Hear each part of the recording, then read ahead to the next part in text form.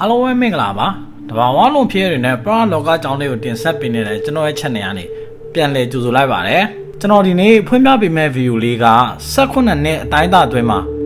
နေမကောင်းဖြစ်ပြီးတော့အဲ့ရတဲ့လေလိုက်ပြန်ကောင်းလိုက်နဲ့နောက်ဆုံးတစ်ချိန်အဲ့ရတဲ့လေပြီးတော့တတိပြတ်မလဲတော့တဲ့အဖွားတယောက်ရဲ့ပြဿနာကိုတွားပြီးတော့ဖြေရှင်းပေးထားတဲ့ video လေးဒီအဖွားကနက်ကတော့တို့တရေကိုကွဲတာတို့ကိုပြုတ်လောက်တာမျိုးမဟုတ်ပဲနဲ့နောက်ဆုံးတစ်ချိန်နေမကောင်းဖြစ်ပြီးတော့အဲ့ရတဲ့လေတဲ့ချိန်မှာလုံးဝတတိပြတ်မလဲတော့ထူးဆန်းတာကတော့ဒီအဖွားရဲ့ဘီနာမှာအရေးမမဲကြီးလူကြီးတယောက်ရှိနေတာကိုသူ့ရဲ့အိမ်သားတချို့ကတွေးမြင်နေကြတာအဲ့ဒါနဲ့သူတို့မိသားစုတွေကတော့ရှာကြီးမော်ပလာကြီးကိုလာပြီးတော့အကူအညီတောင်းကြတယ်ရှာကြီးမော်ပလာလာပြီးတော့ဒီပြဿနာကဘာကြောင့်ဖြစ်နေတာလဲဒီဖွားရဲ့ခန္ဓာကိုယ်မှာရောဘာတွေပူကတ်နေတာလဲရှာကြီးကရောဘယ်လိုလှုပ်သွားပေးမလဲဆိုတာကိုကျွန်တော်လည်းတူတူကြည့်လိုက်အောင် Okay let's go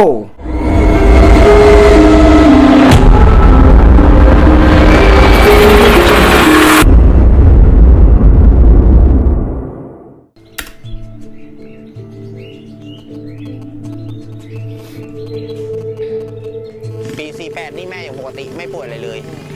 พอมาตกปี49ความดันขึ้นครับขึ้นแล้วพาไปหาหมอไปนอนโรงพยาบาลอยู่ประมาณ2 เดือนครับนอนไม่ตื่นเลยตอนนั้นนะเป็นเลือดตีบဒီအဖွားပေါ့နော်သူပြောပြတယ်အဖွားနေမကောင်းဖြစ်တာဒါသူ့ရဲ့သားပေါ့နော်သူ့ရဲ့သားစပြီးတော့ interview မှာစပြီးတော့ပြောပြတာသူ့ရဲ့အမေပေါ့နော်နေမကောင်းဖြစ်တဲ့အချိန်မှာတဲ့ဒီထိုင်းတက်ကရေးပေါ့နော်49ခုနှစ်ပေါ့49ခုနှစ်အခု65ဆိုရင်တော့18နှစ်လောက်ရှိပြီပေါ့နော်အဲ့ဒီတော့တစ်ခါနေမကောင်းဖြစ်တယ်တဲ့ဖြစ်တော့အချိန်မှာအဖွားသူ့မေကဆေးရုံတင်တဲ့အချိန်မှာဆေးရုံထဲမှာ2လလောက်ဒီလိုပဲတတိမလဲတော့ပေါ့နော်အဲ့လောက်ထိဖြစ်သွားတယ်တဲ့ပြီးတော့ပြန်ကောင်းလာတယ်ပေါ့နော်သူ့မေက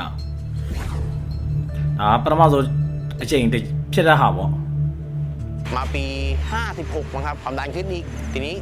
พาไปหาหมอทีนี้แม่นอนไม่รู้สึกตัวเลยแล้วก็กลับมาบ้านทีนี้เป็นอัมพาตเลยครับ2 เดือนเป็นนิทาเลย2 เดือนเพราะเหมือนกินยาหมอเข้าไปผมหายาต้มด้วยอะไรด้วยนะดีขึ้นคือเขาเริ่มช่วยเหลือตัวเองได้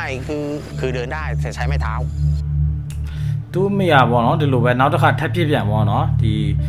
နောက်တစ်ခါဖြစ်တဲ့ချိန်မှာလည်းအဲ့လိုပဲသူစီးရုံသွားတယ်စီးရုံသွားတော့သူပြန်လာတော့ဒီနှစ်လောက်ပေါ့နော်တီချာပြုစုလိုက်တယ်တဲ့ဆရာဝန်လည်းတီချာစီးရီပြီးလာတော့ပေါ့နော်စီးရီပြီးလာတဲ့ဟာကိုသူတီချာတိုက်တယ်သူမိကလီဖြန်းတို့လိုလီဖြတ်တို့လိုဖြစ်သွားတော့ပေါ့နော်ဖြစ်တော့ဒီအိယာဓမ္မတော့မလဲဘူးပေါ့နော်သူစီးရီပိုက်တီချာပြန်တိုက်တယ်ပြီးတော့ဒီတိုင်းရင်စီးပုံစံမျိုးပေါ့နော်စီးမြစ်တွေပါတယ်အဲ့လိုမျိုးတွေလည်းသူတီချာလုတ်ပြီးတော့သူမိကဒီခန္ဓာကိုယ်တော့နည်းနည်းလီးလန့်သွားတော့ပေါ့နော်ဒီတောင်မွေးတို့ပါလို့အဲ့လိုမျိုးဒုတ်ချောင်းဒုတ်ဟာမျိုးနဲ့ပေါ့နော်အဲ့လိုဟာနေနဲ့အိမ်ထဲမှာသွားလာနိုင်တဲ့အခြေအနေပြန်ရောက်သွားတော့ပေါ့နော်ဒါဒုတိယအချိန်မှာသူ့မိတစ်ခါထပ်ဖြစ်လာပေါ့နော်ပြန်ကောင်းသွားတော့ပေါ့နော်ช่วยเหลือตัวเองได้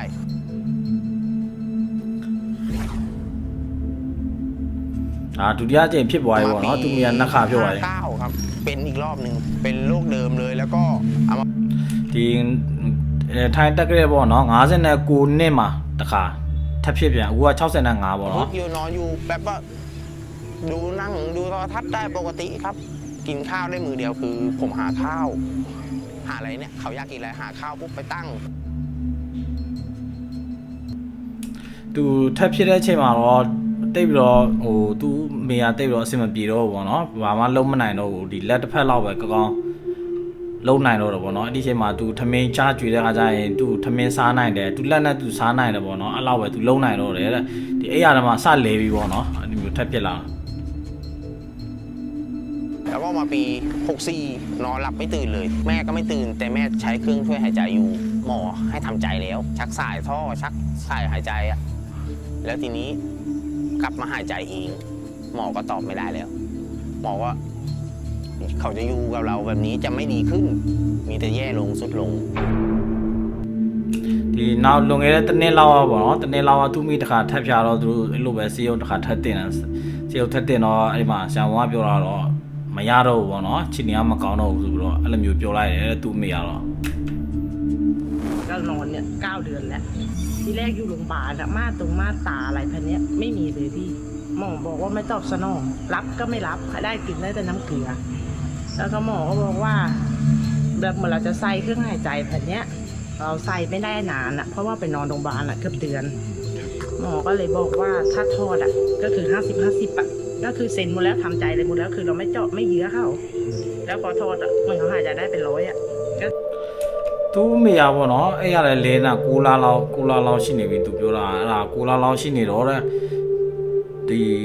သူဆက်တွေတက်တာရတာပေါ့နော်တက်ရှူဆက်တွေပဲတက်တာရတယ်အဲ့ဒါအချင်းကြီးမကောင်းတော့ဆရာဝန်ကပြောတာတော့စီးဖြုတ်ရမှာကျွန်တော်ပြောရမှာဆိုတော့စီးဆက်မတွင်းတော့ပေါ့နော်စီးဖြုတ်လိုက်တော့ပေါ့နော်အဲ့မှာဆရာဝန်ကပြောတာတော့စီးဖြုတ်လိုက်တော့ပေါ့ဒါပေမဲ့စီးဖြုတ်မဲ့ဆိုရင်တော့50လောက်ပဲပေါ့နော်အမေကတီဖို့တော့များတော့ပေါ့ဒါပေမဲ့စီးဆက်တွင်းနေလည်းမထူးခြားတော့ပေါ့နော်အဲ့ဒီပုံစံမျိုးအချိန်မှာသူတို့လည်းလက်ခံလိုက်တယ်ပေါ့နော်လက်ခံလိုက်ပြီးတော့အဲ့လိုဆိုရင်စီးဖြုတ်လိုက်တော့ဆိုတော့စီးဖြုတ်လိုက်တဲ့အချိန်မှာသူ့မိကမတီးပါဘူးပေါ့နော်ပုံမှန်တိုင်းသူတို့အသက်ဆက်နဲ့အသက်ရှူမှရတဲ့လူကပုံမှန်တိုင်းအသက်ပြန်ရှူနေတော့ပေါ့နော်အဲ့လိုဖြစ်နေတာပြန်ဖြစ်သွားတော့ပေါ့နော်ဒါပေမဲ့တတိလဲလောက်ဆိုတော့လေတတိမလဲဘူးပုံမှန်အသက်ရှူနေပုံမှန်တော့နေနေတာပေါ့နော်မတီးပါဘူးပေါ့အဲ့လိုဖြစ်နေတာသူမျိုးคือเขาหายใจเองได้เราก็ต้องเอากลับมาหมอก็ถามว่าพร้อมจะดูเขาไหมเราก็ต้องดูเขาอะဆရာကပြောတော့ပေါ့နော်အဲ့ဒါဆိုလဲဘယ်လိုလုပ်မလဲပေါ့ဒီလိုလက်ခံလာပေါ့ဒီအိမ်ပြန်ယူတော့ပြန်ပြုစုမလားပေါ့နော်ဆရာကမေးတော့အဲ့ဒါဆိုသူ့မေဆိုတော့လဲသူတို့ပြန်ပြုစုမှာပေါ့နော်အဲ့ဒါသူအိမ်ကိုပြန်ခေါ်လာခဲ့လိုက်တယ်တဲ့นี่หนูออกจากงานเลยนะเนี่ยออกมา5 เดือนแล้วว่ะพี่သူလဲအလုပ်ထွက်လိုက်တယ်တဲ့ดูเขานะพี่အလုပ်ထွက်ပြီးတော့သူ့မေကိုပြုစုနေတာပေါ့နော်အခုဆိုရင်အလုပ်ထွက်လာတာ9လလောက်ရှိနေပြီတဲ့ဒီသူ့မေကိုပဲသူလည်းပြုစုပေးနေတာပေါ့နော်အနီးကသူ့မေကဘာမှအတိမရှိတော့အဲ့ရမှာပဲလဲနေတော့ဒီအကုန်လုံးသူပဲလုပ်ပေးနေတာเขาပေါ့ช่วยอะไรไม่ได้เลยเขานอนนิ่งอะไรอย่างเงี้ยพี่คือเขานอนသူကဘာမှမသိတော့ဘူးတဲ့ဒီလိုပဲအိတ်နေတာဟုတ်လား ลิ้นตอนกลางคืนนะဒါပေမဲ့သူ့မေကိုစောက်ပြီးတော့ပြုစုတဲ့အချိန်မှာပေါ့နော်ထူခြားတာသူဘာတွေ့တယ်ဆိုရင်အဲ့ဒီသူ့မေညဘက်အိတ်နေတဲ့အချိန်မှာပေါ့နော်ရှာကြီးတွေထုတ်နေတယ်တဲ့သူ့မေကလုံးဝအတိမရှိတော့ဘူးနော်တော့ခေါ်ရင်လည်းမသိဘူးပြန်လည်းမပြောဘူးလုံးဝအဲ့လိုအခြေဆက်တွေမရှိတော့ဘူးလူတွေနဲ့ပေါ့နော်ဒါပေမဲ့သူစောက်အိတ်တဲ့အချိန်မှာတခါကျရင်သူတွေ့တာသူ့မေရှာကြီးတွေထုတ်တော့တေးကားရလို့ပေါ့နော်အဲ့လိုရှာကြီးတွေထုတ်ပြီးတော့ဟိုရှာကြီးထောက်တော့ဟိုရန်ဒီရန်လုံးနေတာအဲ့လိုမျိုးတွေသူတွေ့တယ်တဲ့ညဘက်တွေเขาแบบบิดตัวคนแล้วบอกว่าถ้ามันเป็นนิทามันจะนอนนิ่งใช่ไหมพี่แต่นี่เขาไม่ได้นิ่งอ่ะพี่เหมือนอาการแบบปกติอ่ะไออะไรแบบเนี้ยแต่คือเขาไม่ตอบสนองแบบลืมตาแค่นั้นนะพี่คนเราจะนอนอะไรต้อง9 เดือนพี่และสภาพแบบนี้นะบางคนมาถึง3 เดือนอ่ะเนี่ยคนที่ว่าเจ็บก้นသူအမေရောပေါ့နော်အဲ့ရတဲ့လဲနေတာ6လလောက်ရှိနေပြီပေါ့နော်တခါကျရင်လည်းသူရခဏကိုကအဲ့လိုမျိုးတောက်တင်းနေတယ်ပေါ့နော်တောက်ပြီးတော့အဲ့လိုလူဟိုပုံမှန်လူလိုမျိုးပေါ့အဲ့လိုတင်းနေတယ်တခါကျတော့လည်းအဲ့လိုပျော့ပြီးတော့ရော့ကြီးဖြစ်နေတာပေါ့နော်ပျော့ပြေပေါ့အဲ့လိုရော့ကြီးဖြစ်နေတာပေါ့သူရဲ့အမေရဲ့ခန္ဓာကိုယ်ကအဲ့လိုတွေဖြစ်တာလေတခါကျရင်တဲ့ဒါထူးဆန်းတဲ့ဟာတွေသူပြောပြနေတာပေါ့เข้าอ่ะไปก่อนนะเข้าเป็นตั้งนานเลยนะพี่ในหมู่บ้านเนี่ยเหมือนเขาอยู่ทนอยู่เนี่ยใครหมู่บ้านเนี่ยเขาก็ว่าโหสุดยอดอ่ะหม้ออ่ะเมื่อก่อนเขาသူပြောပြတော့ဗောနော်သူရက်ကွက်တယ်မှာလည်းဒီအဖွားနဲ့သူ့မိနဲ့ဗောနော်အရွယ်တူတဲ့လူတွေလည်းရှိတယ်တဲ့သူ့မိနေမကောင်းဖြစ်ပြီးတော့နောက်ပိုင်းဗောနော်နေမကောင်းဖြစ်တဲ့လူတွေလည်းရှိတယ်ဗောနော်ဒါပေမဲ့အကုန်လုံးကတော့စုံကုန်ပြီတဲ့သူ့မိတယောက်ပဲတော်တော်ရုပ်ခန့်တယ်ဗောနော်အဲ့လိုတွေဖြစ်နေတာတဲ့ใช่อนามัยอ่ะเขาเป็นเหมือนเขามีทรงอ่ะพี่เขาทักว่าเนี่ยเหมือนมีผู้ชายอ่ะร่างดำๆอ่ะอยู่กับแม่เขาถามหนูบอกว่าหนูไม่รู้หนูไม่เคยเห็นไงพี่คนในบ้านอ่ะคือไม่เห็นแต่คนที่เขามาคือคนนู้นคนนี้ก็ทักค่ะพี่ก็เลยติดต่อนี่แหละหมอปลาจะให้มาดูว่ามันยังไงถ้าเกิดเป็นตัวเขาไหมหรือแบบมีอะไรแอบแฝงไหมอะไรแบบนี้พี่သူနောက်တော့ထူးဆန်းတာထပ်ပြောပြနေတယ်ဗောနော်အဲ့ဒါပါလဲဆိုတော့ဒီဟိုသူ့အဖွာသူ့မေဗောနော်လက်ကြည့်ပြီးတဲ့ဆရာမလည်းရှိတယ်ဗောနော်အဲ့ဒီဆရာမလည်းဟိုလိုထူးဆန်းတာတွေမြင်တယ်တဲ့ဒီအဖွာရဲ့ဘီနာမှာဒီယောက်ျားလေးတစ်ယောက်ဗောနော်ဟိုလိုအကောင်ကြီးမမေတစ်ယောက်ရက်နေတာလည်းမြင်တယ်တဲ့နောက်ဒီသူတို့စီကိုလဲတယ်ဗောနော်ဒီရက်ွက်တွေကလဲတဲ့လူတွေကလည်းအဲ့လိုမြင်တာတော့ဗောတော့အဲ့လိုတွေပြောကြနေတယ်တဲ့အဲ့ကြောင့်သူလည်းစိတ်မတန့်တော့ဘူးဗောနော်စိတ်မတန့်တော့ဆရာကြီးကိုလာပြီးတော့ကုညီတောင်းရတော့ဗောဒီသူ့မိရဲ့ခဏကိုမှာဘာတွေဖြစ်နေလဲသူ့မိကဘယ်လိုဖြစ်နေပြီလဲဗောနော်အဲ့ဒါလည်းသူတို့သိချင်တယ်ဗောအဲ့ကြောင့်ဆိုင်မောပလောက်လာတော့အခုညီတောင်းလာဗောพี่คือคนส่งเรื่องရောက်လာပြီဆရာရเป็นไงถึงต้องส่งมารายการกู้ซ่าประมาณဆရာရမေးတယ်ဗောနော်ဟိုကျွန်တော်တို့ဆက်တွေ့လာတာအကိုဟုတ်လားတဲ့အကိုအကြောင်းရောက်နေနေပြောပြဗောနော်กี่วัน9 เดือน9ဒီသူ့ရဲ့မေရတဲ့အဲ့ရမှာလဲနေတာအရန်ကြနေပြီဗောနော်ဆရာရမေးတယ်ဘယ်လောက်ကြပြီလဲဆို6လလောက်ရှိနေပြီတဲ့ไม่ตื่นไม่หือไม่เรียกก็ไม่ဒီလုံးဝမတိတော့ဗောနော်အတိမရှိတော့ဘူးဗောအဲ့လိုဖြစ်နေတာသူ့ဟိုစာဘလို့ကျွေးတယ်ဗောနော်စာကျွေးတယ်ဆိုတော့သူတို့ဒီပိုက်တွေပိုင်းနဲ့အဲ့လိုပဲကျွေးရတော့ဗောနော်အမေကတော့လုံးဝတတိမလဲတော့ဗောနော်ผิวพรรณยังดีแล้วหมอบอกว่าอาการเขาเป็นอะไรฮะเส้นเลือดแกนสมองตีบဟို ရှင်းနေရမေးတဲ့ဒီအဖွားအမေရဲ့အသားရည်တွေပါရရောဘယ်လိုဖြစ်နေလဲပေါ့နော်အသားရည်တွေပါရကောင်းနေတာအသားရည်ပါရကောင်းနေတယ်တဲ့အဲ့ခါဆရာဝန်ကပြပြီလားပေါ့နော်ဗာပြောလဲတော့ဆရာဝန်ကဗာပြောလဲပေါ့ဆရာဝန်ကပြောတော့ဒီအုံနောက်တွေ့ကြောပိတ်တယ်လို့အဲ့လိုတော့ပြောတယ်တဲ့ เราได้ข่าวว่าหมอว่าถ้าถอดเครื่องช่วยหายใจอ่ะแม่เราจะตายไม่ใช่เหรอ ใช่ครับ แต่เราก็ถอดแต่แม่ไม่ตาย ไม่ตายหายใจเอง ဆရာကြီးပြောတော့ဗောနော်ကျွန်တော်ကြားတာရှိတယ်ဗောဒီဆက်ဒီအမေကိုဗောနော်ဆက်တွေတက်တာတော့ဗောဆက်တွေတက်တာတော့ဖြုတ်လိုက်တဲ့အချိန်မှာ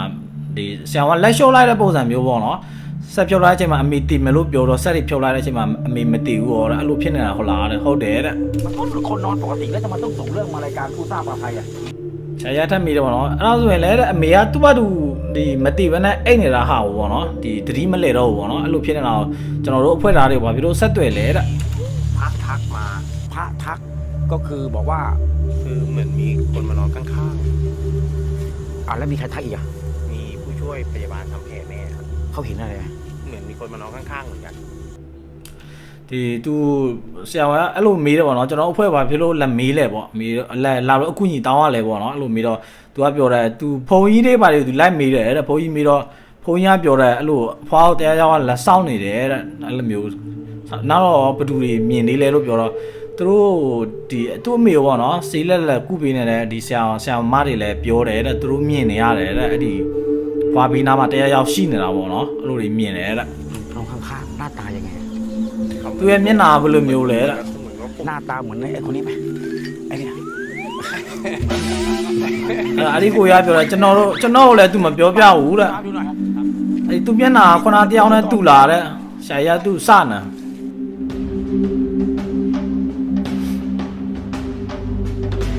တော်မဲတဲ့သူတို့တကြီးကြတော့ဘောနော်ဝင်သွားအိမ်နေတာ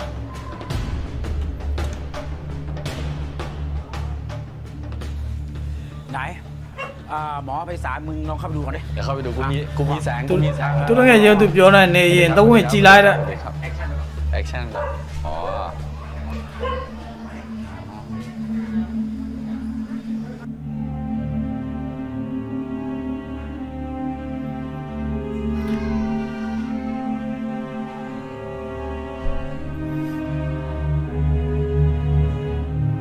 ดูแล้วเหมือนเขาไม่ได้ป่วยอะไรเลยนะ หน้าตาสด သူ ใส ကြည်ရတဲ့ပုံဟာတဲ့ဒီမျက်နှာလည်းလန်းနေတော့ပဲပေါ့နော်လူနာနဲ့တော့မတူ เฮ้ยเขา ဘူးတဲ့ ดูเหมือนแบบเป็นคนปกติเลยนะ ดูแล้วเขาปก ကြ ติ ည်ရတာတဲ့ပုံမှန်လူလိုပဲဩတဲ့ရှာရုပ်ပေးကြည့်မှရမယ်တဲ့ ครับคุณพรสวัสดีครับ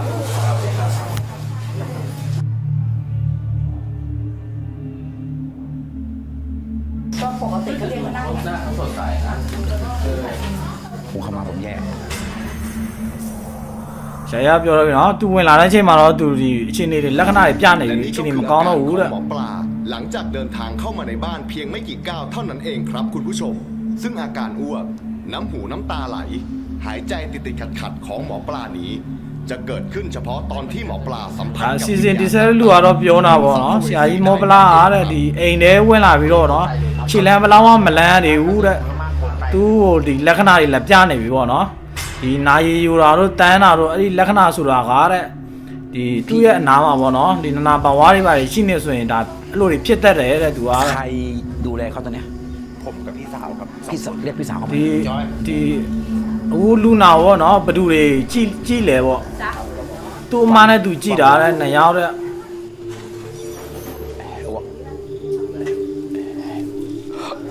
သူအန်ဂျင်နဲ့တဲ့နားထောင်တော့တဲ့သူပြောမယ်တဲ့ ฟังนะ มันอยู่ที่เราสองคนแล้ว နားထောင်အောင်တဲ့အခုနှစ်ယောက်လုံးရှိနေပြီဆိုတော့တဲ့ပြောပြမယ်တဲ့ ตอนนี้คือ အဖေရောတဲ့မိတဲ့အဖေကတော့ကွဲသွားတာကြာပြီတဲ့ ตอนเนี้ยมันไม่ใช่แม่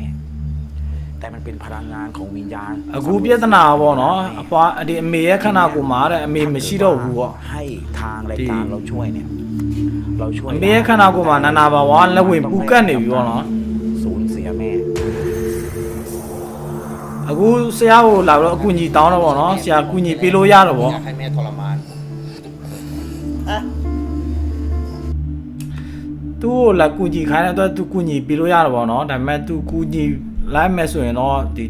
အဖွားဒီအမေကတော့စုံမဆိုတော့ကျင်းနေနေပြီပေါ့နော် ไม่ต้องปิดหรอกคือผมบอกแล้ว ถ้าทางตัวของคุณน่ะ ยินดีให้เราช่วย เราก็ยินดีช่วย แต่ถ้าคุณว่าคุณลำบากใจ เราก็จะไม่ช่วย แต่เราบอกแล้วว่าช่วย အခုအကူကပေါ့နော်လက်ကူညီခိုင်းလို့ကျွန်တော်ကလက်ကူညီတာပေါ့နော်တကယ်လို့အကူကမကူညီမနေဆိုရင်လည်းကျွန်တော်မကူညီဘူးပေါ့နော်ဒါပေမဲ့ကျွန်တော်ကူညီမယ်ဆိုရင်တော့အမေကတော့ကျင်းနေပေါင်းတီးမှာပဲတဲ့အဲ့ဒါတိုင်ပင်လိုက်ပေါ့နော်ဆွေမျိုးမောင်နှမတွေအရင်တိုင်ပင်လိုက်တဲ့ เคร่งครัด ไม่ต้องรีบพี่ไม่ต้องรีบ သူတို့တိုင်ပင်နေကြပြီမလုံးနဲ့တဲ့ကိုတဲ့မလုံးနဲ့တဲ့အေးစေးတိုင်ပင်ကြတဲ့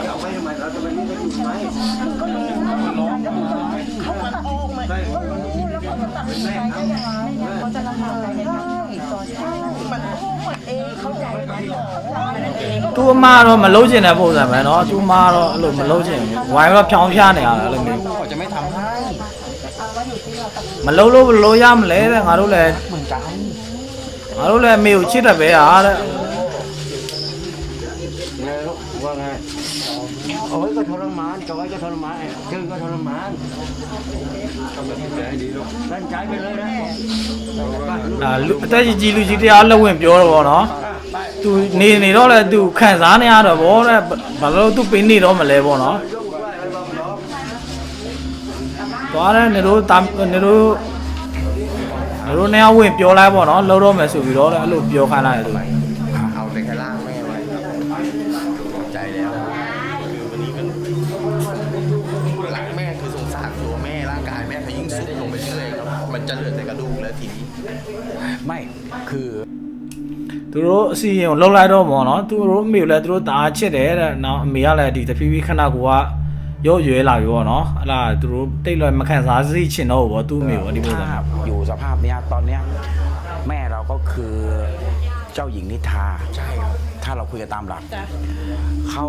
ไม่มีโอกาส ฟื้นขึ้นมาเลย ฟื้นเดินเหินช่วยเหลือตัวเองได้ ตอนเนี้ยเท่ากับแม่เขาตายทั้งเป็น ใช่ครับ แต่ในการทำพิธีเนี่ยผมบอกกันว่าเราไม่ได้ฆ่าแม่ ဆရာပြောပြနေဗောနော်ဒီကျွန်တော်တို့ပုံမြင်ရလို့ဟိုမင်းသမီးရအဲ့နေမှာမင်းသားလက်နန်းလိုက်ချိန်လိုက်လက်နန်းလိုက်ချိန်မှာပြန်နိုးလာတာဗောနော်အဲ့ဒီပုံစံမျိုးဒါအမေကလည်းအဲ့လိုအဲ့နေတာဗောနော်ဒါပေမဲ့တီးကြတာအဲ့လိုမျိုးမဖြစ်လာနိုင်တော့ဘူးဗောနော်အမေကတော့ဒီလိုပဲဆက်ပြီးတော့သွားနေမှာတော့မှာပဲဗောနော်ပြန်ပြီးတော့ပြန်နိုးထားလာဘူးဆိုတာမဖြစ်နိုင်တော့ဘူးဗောနော် เพียงแต่เราเอาพลังงานวิญญาณที่ในตัวแม่ออกร่างเขาจะไป แต่อันนี้ต้องใช้ระยะเวลาประมาณไม่เกิน3 อาทิตย์ถึงจะไป แต่ถ้าเอาไว้ก็อีกหลายปี ဆရာပြောတယ်တကယ်လို့တဲ့သူ့ရဲ့ခန္ဓာကိုယ်ထဲမှာရှိနေတဲ့ဒီဝိညာဉ်ကိုဗောနော်မထုတ်ဘူးဆိုရင်တော့ထုတ်လိုက်မယ်ဆိုရင်ဗောနော်ခံရင်တော့3လလောက်တော့3ဘက်တော့ဗောနော်ခံမှာတော့မထင်ဘူးတဲ့တကယ်လို့မထုတ်ဘဲနဲ့ထားမယ်ဆိုရင်တော့ဒီတိုင်းပဲနစ်နဲ့သူကြာနေအောင်မှာဒီတိုင်းပဲရှိနေအောင်မှာတဲ့လက်ခံလိုက်ဗောနော်ဒါ เคยให้อาหารเคยให้น้ำยังไงทำเหมือนเดิมทุกอย่าง แต่อย่าอยู่ระยะเวลาแค่ 3 อาทิตย์ ဆရာပြောတော့ဒီပုံမှန်အတိုင်းပဲဗောနော်သမင်းကျွေးွားရေတိုက်ွားအဲ့လိုတွေလောက်ွားတဲ့ဒါပေမဲ့တဲ့ဒီ3ဘက်အတွင်းမှာတော့ဟွာတော့စုံတော့မှာပဲဗောနော်အမှသူတောင်းတဲ့ဒီရေပန်းရဲ့ပန်းရဲ့နောက်ပြီးတော့ရေပန်းမဟုတ်ပန်းရဲ့ဟိုပရိတ်ကျိုးရဲ့ဖျောင်းနိုင်ရဲ့ယူလာပေးတဲ့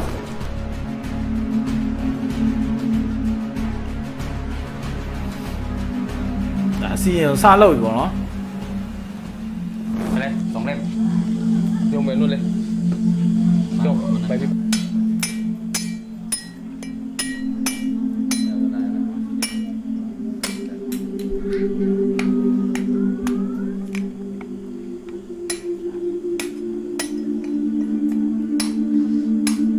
อ่ะลูกมา လာတဲ့ကလေးတွေလာတဲ့ หนูเอาน้ำมะพร้าวเนี่ยล้างหน้าแม่นะ ကလေးတဲ့ဒီအိုးရိနဲ့တဲ့ น้ำโม3 จบ အမေကိုဗောနော်မျက်နှာတစ်ပေးတဲ့ ขออโหสิกรรม ใครที่สนิทกับเขาอยู่บริเวณเนี้ยมาโหสิกรรมให้เขาด้วยนะเช็ดหน้าเสร็จก็ที่น้ำโม3 จบนะ กายกรรมวิจิกรรมมโนกรรมขออโหสิกรรม ဒီအမေကိုမျက်နှာတစ်ပေးတဲ့ဒီကရကဟိုနမောတရ3ကရုပ်ပြီးတော့ဒီကရကဝစီကမနောကနဲ့ပြစ်မာမိခဲ့တဲ့ဆိုရင်ခွင့်လွတ်ပါဗောနော်အဲ့လိုပြောပြီးတော့အမေကိုမျက်နှာတစ်ပြီးတော့အလုပ်ကြွေပြူလိုက်ဗောနော် ไม่เอาอันนี้ไป ဒီတာမီတွေဒီတာမီတွေပဲမဟုတ်ဗောနော်ဒီပတ်ဝန်းကျင်မှာရှိတဲ့သူ့ရဲ့ဆွေမျိုးမောင်နှမတွေလည်းတခါတည်းဝင်လုံလိုက်တဲ့ ပြီးတော့သူမေးတယ်ဖျားရှိလားတဲ့ဖျားရှိရင်ဒီဖျားနဲ့ဖျားဘေးကျူနဲ့တစ်ချက်ပတ်ပေးတဲ့ဖျားမှာဖျားစင်မှာတစ်ချက်တွေ့ပြီပေါ့နော်အဲ့လိုမျိုး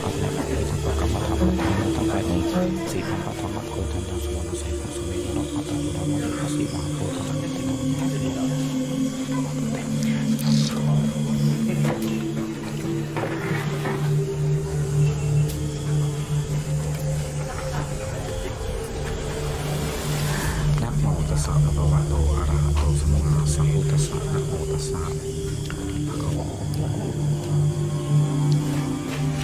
နည်းနည်းပါးပါးလှုပ်ရှားရှိသေးတယ်နော်ဒါပေမဲ့အဲ့လိုမျက်လုံးပဲမပွင့်တော့တာအဲ့လိုအတက်တော့ပုံမှန်ရှုနေအတက်ရှုနေတယ်ပြောရင်မတိတော့ဘူးပြန်လည်းမပြောနိုင်တော့ဘူးအချိန်များအဲ့လိုဖြစ်နေတာနော်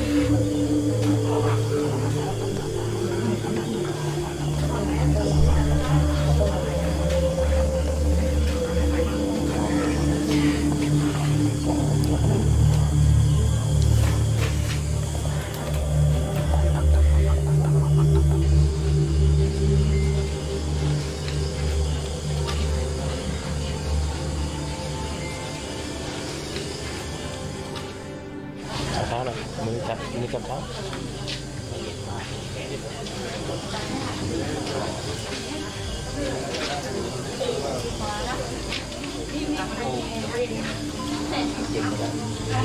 ตอนนี้หลังจากทำพิธีไปอ่ะ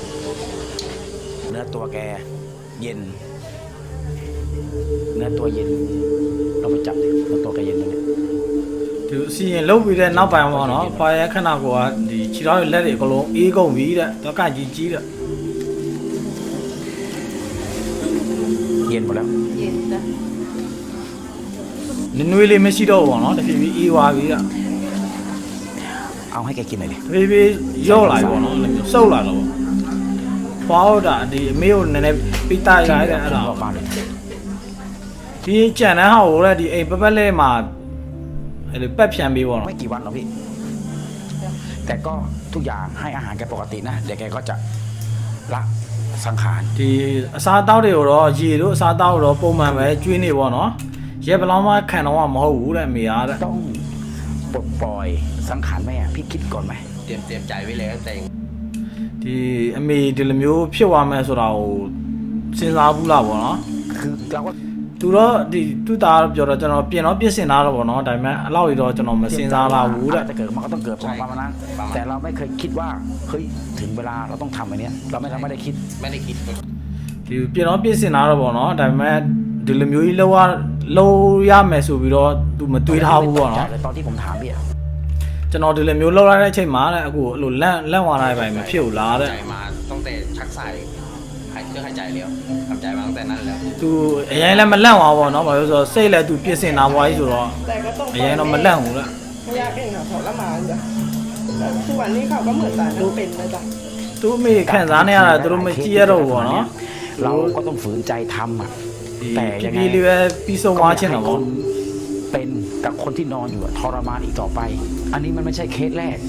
และมันก็ไม่ใช่เคสเดียวที่เราต้องทำเพราะมันมีอีกหลายเคส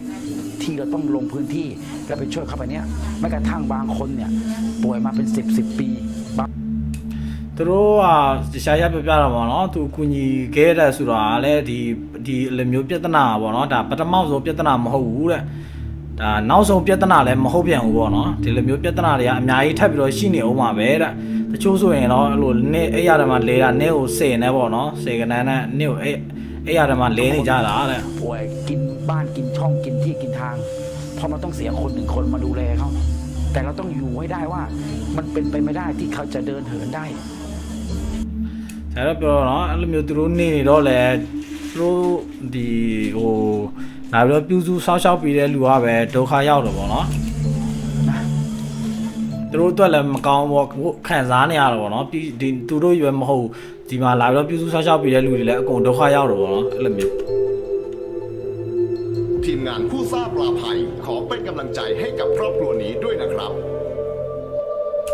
သူတို့ဒါပြီးသွားတဲ့စီလုံးပြီးတဲ့နောက်မှာတော့ဒီမိသားစုတွေကိုအားပေးစကားပြောပြီးတော့ ပြန်သွားတာပေါ့နော်သူရဲ့ဗီဒီယိုလေးကတော့ဒီလောက်ပဲပေါ့ဒီဗီဒီယိုကအရင်ရှိထုတ်ထူတွေတော့မရှိဘူးပေါ့နော်ဒီဖွာသူရဲ့တက်တန်တစ်ချောင်းမှာပေါ့နော်သူခဏခဏအဲ့လိုပဲမူလဲလိုက်ပထမဆုံးအချိန်စားဖြစ်ကြတဲ့ပေါ့နော်မူလဲတာမဟုတ်ပေါ့နော်နေမကောင်းတော့အဲ့ရတယ်လဲတော့အဲ့ဒီအချိန်မှာသူသွေးတိုးလိုမျိုးရှိတော့ဒီစေးုံတက်တယ်တတိလက်တယ်တတိလက်တော့သူတစ်ချက်တည်းမဟုတ်ဘူး2လလောက်ကိုတတိလက်သွားတာအဲ့လိုပဲတတိလက်လိုက်နေပြန်ကောင်းလိုက်အဲ့လိုပဲပြန်ဖြစ်ပြန်နောက်လေဖြန်းသွားတယ်လေဖြန်းတော့တယ်တတိလက်သွားပြန်တတိတစ်ခါလင်းလာအဲ့လိုအကြာကြီးတွေလက်တာအဲ့လိုလာနဲ့တတိလက်တာပေါ့နော်တတိလက်ပြီးနောက်ပြန်ကောင်းလာလိုက်နောက်ဆုံးတစ်ချိန်တတိလက်သွားတော့ဘလူးမားကိုပြန်တော့မကောင်းလာတော့ဘူးနော်မကောင်းလာပြီမဲ့ဆရာစီရုံမှာလည်းဒီဆက်တွေတက်တာရတာပေါ့နော်သူအသက်ရှူဖို့အတွက်ဆက်တွေတက်တာလည်းဆရာကလည်းမရနိုင်တော့တဲ့အဆုံးဒီဆက်တွေကိုဖြုတ်လိုက်တော့လက်ချုပ်လိုက်တော့ပေါ့နော်ဒီသူဟိုပီတိလိုက်တဲ့ပုံစံမျိုးပေါ့နော်သူ AC ပြီးသွားလိုက်တော့ပေါ့အဲ့ဒါမျိုးဆရာကဒီဆက်တွေဖြုတ်လိုက်တဲ့အချိန်မှာလည်းဒီအဖွား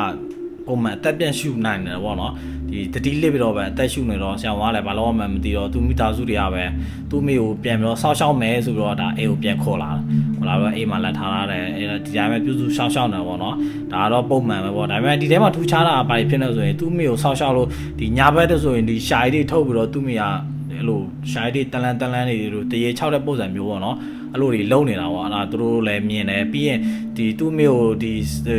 စေကန်ဟိုဆရာ Nesma ပေါ့နော်လာလုတ်ပြီးနေ Nesma လည်းသူ့မိစီလာတဲ့ခါကျရင်အဲ့လိုလူတယောက်ပြီးနားမှာရက်နေတာတော့ပါလို့အဲ့လိုတွေထူးခြားရေးမြင်တော့ပေါ့နော်မြင်တော့နောက်ပိုင်းသူတို့စိတ်မတန့်တော့ဒီဆရာကြီးမော်ပလာကိုခေါ်ပြီးတော့အခုကြီးတောင်းတော့ပေါ့ဆရာရက်လာပြီးတော့လက်စစ်တဲ့အချိန်မှာသူတို့ထင်တဲ့အတိုင်းပဲသူ့မိရဲ့ခဏကူကဒီနာနာဘာဝပူကတ်နေပြီပေါ့နော်